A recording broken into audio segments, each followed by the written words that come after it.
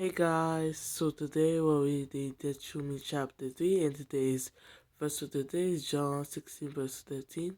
But when He, the Spirit of truth, comes, He will guide you all into the truth.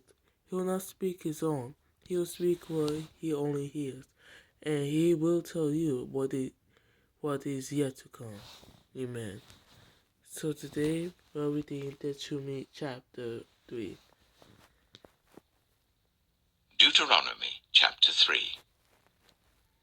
Next we turned and went up along the road towards Bashan. And Og, king of Bashan, with his whole army marched out to meet us in battle at Edrei. The Lord said to me, "Do not be afraid of him, for I have delivered him into your hands, along with his whole army and his land. Do to him what you did to Sihon, king of the Amorites, who reigned in Heshbon." So the Lord our God also gave into our hands Og, king of Bashan, and all his army. We struck them down, leaving no survivors. At that time we took all his cities. There was not one of the 60 cities that we did not take from them. The whole region of Argob, Og's kingdom in Bashan. All these cities were fortified with high walls and with gates and bars, and there were also a great many unwalled villages. We completely destroyed them, as we had done with Sihon, king of Heshbon, destroying every city, men, women, and children. But all the livestock and the plunder from their cities we carried off for ourselves.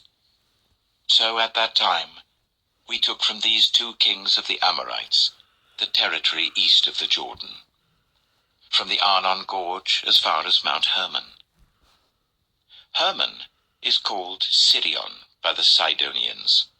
The Amorites call it Sinea. We took all the towns on the plateau and all Gilead and all Bashan as far as Salekah and Edrei, towns of Og's kingdom in Bashan. Og, king of Bashan, was the last of the Rephaites. His bed was decorated with iron and was more than 9 cubits long and 4 cubits wide. It is still in Rabbah of the Ammonites. Of the land that we took over at that time, I gave the Reubenites and the Gadites the territory north of Aroer, by the Arnon Gorge, including half the hill country of Gilead, together with its towns. The rest of Gilead, and also all of Bashan, the kingdom of Og, I gave to the half-tribe of Manasseh. The whole region of Argob in Bashan used to be known as a land of the Rephaites. Jair, a descendant of Manasseh, took the whole region of Argob as far as the border of the Geshurites and the Maacathites. It was named after him, so that to this day Bashan is called Havoth Jair. And I gave Gilead to Machir.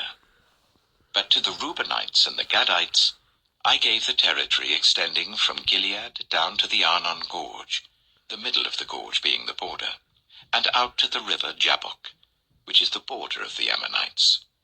Its western border was the Jordan in the Arabah, from Kinnereth to the sea of the Arabah, that is, the Dead Sea, below the slopes of Pisgah. I commanded you at that time, "The Lord your God has given you this land to take possession of it. But all your able-bodied men armed for battle must cross over ahead of the other Israelites. However, your wives, your children, and your livestock, I know you have much livestock, may stay in the towns I have given you, until the Lord gives rest to your fellow Israelites as he has to you. And they too have taken over the land that the Lord your God is giving them across the Jordan. After that, each of you may go back to the possession I have given you." At that time, I commanded Joshua, "You have seen with your own eyes all that the Lord your God has done to these 2 kings. The Lord will do the same to all the kingdoms over there where you are going. Do not be afraid of them. The Lord your God himself will fight for you." At that time, I pleaded with the Lord, "Sovereign Lord, you have begun to show to your servant your greatness and your strong hand. For what God is there in heaven or on earth who can do the deeds and mighty works you do? Let me go over and see the good land beyond the Jordan. that fine hill country and Lebanon. But because of you, the Lord was angry with me and would not listen to me. That is enough, the Lord said. Do not speak to me any more about this matter. Go up to the top of Pisgah, and look west and north and south and east. Look at the land with your own eyes, since you are not going to cross this Jordan. But commission Joshua, and encourage and strengthen him, for he will lead this people across and will cause them to inherit the land that you will see. So we stayed in the valley near Beth Peor. Amen. So that was Deuteronomy Chapter 3, and tomorrow we're going to read Deuteronomy Chapter 4. I'm going to end the video off here, and you guys have a blessed night. Amen.